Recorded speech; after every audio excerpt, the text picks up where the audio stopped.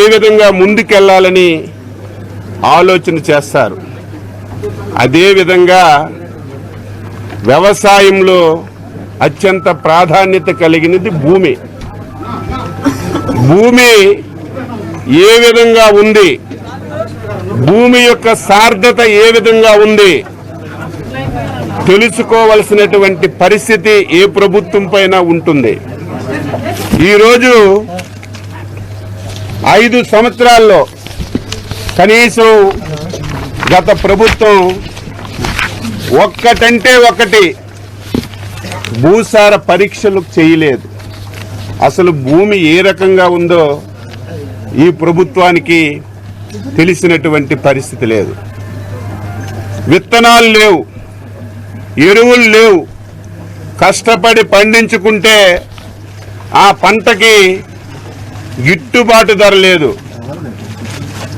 పంట అమ్ముకుంటే 5 మాసాలు 6 మాసాలు డబ్బులు ఇచ్చినటువంటి దాఖలాలు కూడా లేకుండా రైతు తీవ్రమైనటువంటి ఇబ్బందుల్లో ఈ రాష్ట్రంలో ఉన్న విషయం ఈ సందర్భంగా తెలియజేస్తున్నాను.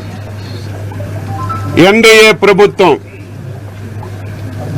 అందులో చంద్రబాబు నాయుడు గారి నాయకత్వంలో ఆంధ్రప్రదేశ్లో ఉన్నటువంటి ప్రతి రైతు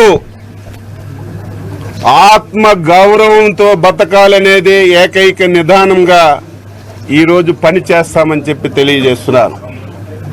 ఈ రోజు నుంచి ఆంధ్రప్రదేశ్లో ఉన్నటువంటి రైతాంగానికి ఎన్డీఏ ప్రభుత్వం తరపున, చంద్రబాబు నాయుడు గారి తరపున ఒక విన్నపం విన్నవిస్తున్నాను. ఎవరు కూడా అధైర్యపడొద్దు, ఆత్మహత్యలు చేసుకోవద్దు. ఏ రైతుకి ఏ ఇబ్బంది ఉన్నా, ఏ రైతుకి ఏ సమస్య ఉన్నా ప్రభుత్వానికి సంప్రదించండి, ప్రభుత్వానికి సమాచారం ఇవ్వండి. సాధ్యమైనంత వరకు ఆ సమస్యని పరిష్కరించడానికి ప్రయత్నం చేస్తాం.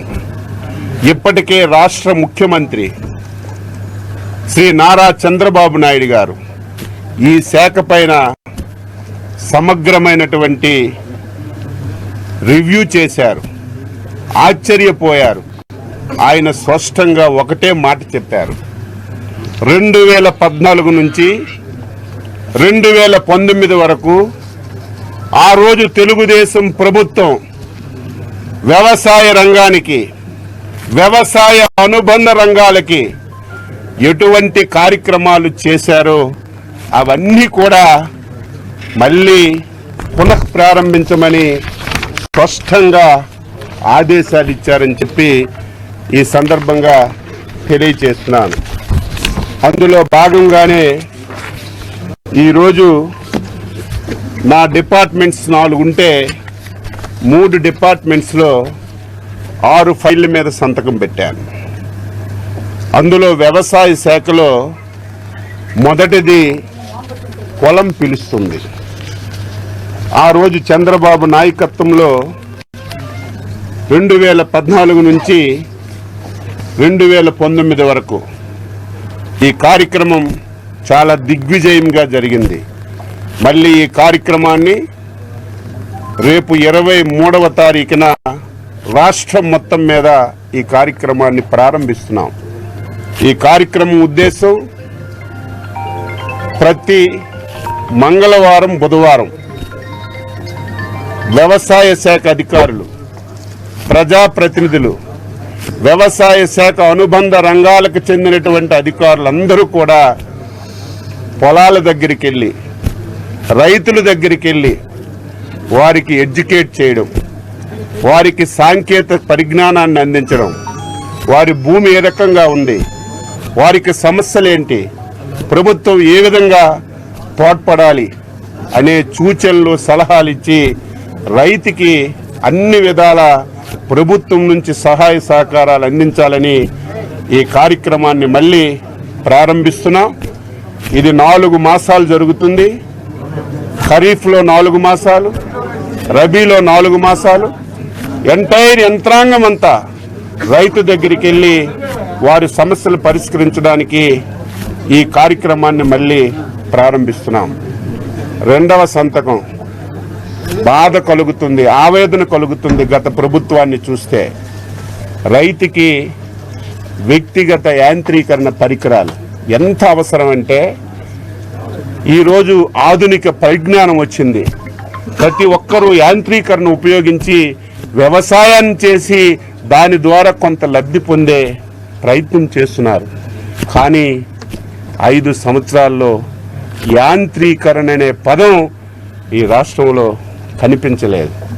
ఆ రోజు చంద్రబాబు నాయకత్వంలో ఏ రోజు గర్వంగా నేను చెప్పగలుగుతున్నాను, 3.24 లక్షల మంది రైతులకి 988 కోట్లు ఖర్చు పెట్టి ప్రతి ఒక్కరికి వ్యక్తిగతంగా సబ్సిడీ మీద యాంత్రీకరణ ఇచ్చాం. ఈ 5 సంవత్సరాల్లో ఒక్కటంటే ఒకటి ఇవ్వలేదు.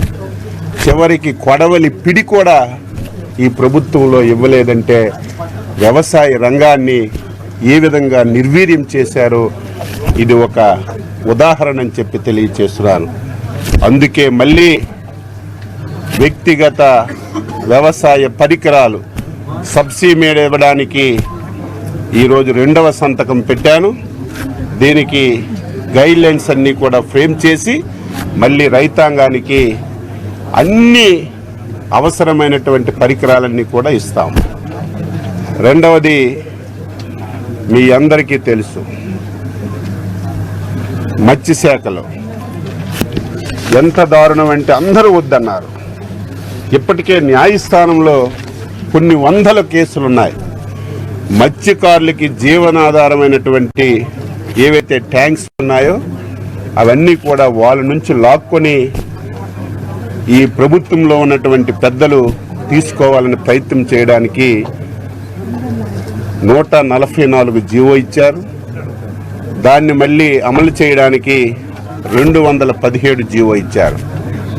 ఇది రాష్ట్రంలో ఉన్నటువంటి ప్రతి ఒక్క మత్స్యకారుడు కూడా దీన్ని తీవ్రంగా వ్యతిరేకించారు, ధర్నాలు చేశారు. ఈ జీవో మా పట్టు కొడుకుతుంది, మాకు బతకడానికి బతుకులు లేకుండా చేస్తుంది. ఒక్కసారి పునరాలోచించండి. వేడుకున్నా సరే, ధర్నాలు చేసినా సరే కేసులు పెట్టి అరెస్ట్ చేశారు తప్ప గత ప్రభుత్వంలో పట్టించుకున్నటువంటి పాపాను పోలేదు. కొన్ని వందల కేసులు ఇప్పటికే న్యాయస్థానంలో ఈ జీవోని రద్దు చేయమని కేసులు వేశారు. అందుకే మత్స్యశాఖలో సంబంధించి నేను మొదటి సంతకం ఏదైతే 217 జీవోని రద్దు చేయడానికి పెట్టాను, ఇది క్యాబినెట్కి పెట్టి ఈ జీవోని రద్దు చేసి మత్స్యకారులకి మళ్ళీ పూర్వ వైభవాన్ని తీసుకురావడానికి ప్రయత్నం చేస్తాం. రెండవది, ఊకదంపుడు ఉపన్యాసాలు ఇస్తారు మత్స్యకారులకి మేము అన్ని చేశామని. గత ప్రభుత్వం డీజిల్ సబ్సిడీ ప్రతి సంవత్సరం ప్రతి మత్స్యకారుడికి బోటున్న వాళ్ళకి గైడ్ లైన్స్ ప్రకారం డీజిల్ ఇవ్వాలి, దానికి సబ్సిడీ ఇవ్వాలి. కానీ గత ప్రభుత్వం డీజిల్ సబ్సిడీ ఇవ్వక చాలా ఇబ్బందులకు గురి చేసింది. ఈరోజు ఆర్థికంగా రాష్ట్రంలో చాలా సమస్యలు ఉన్నాయి.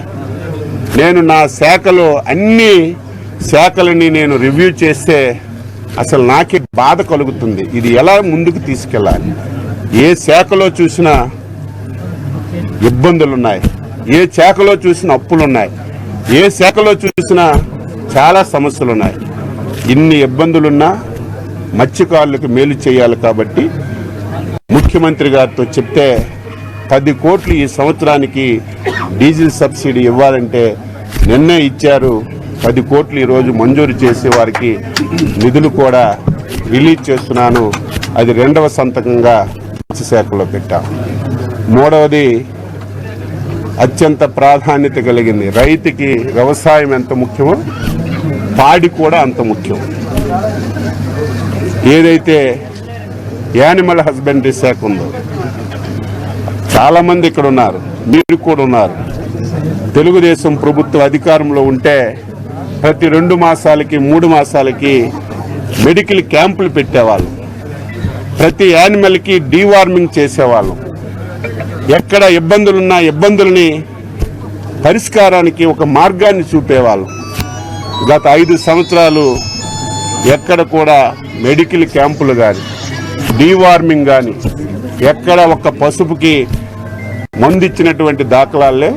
అందుకే మళ్ళీ ఒక టైం బౌండ్ ప్రోగ్రాం పెట్టి ఎంటైర్ రాష్ట్రంలో ఉన్నటువంటి ప్రతి యానిమల్కి డీవార్మింగ్ చేయడానికి ఈరోజు యానిమల్ హస్బెండరీలో సంతకం పెట్టాం. రేపటి నుంచి మెడికల్ క్యాంపులు పెట్టి పూర్తి స్థాయిలో డీవార్మింగ్ కార్యక్రమాన్ని ఈ రాష్ట్రంలో అమలు చేస్తాం. అదేవిధంగా యానిమల్స్ ఎన్ని ఉన్నాయో తెలియదు.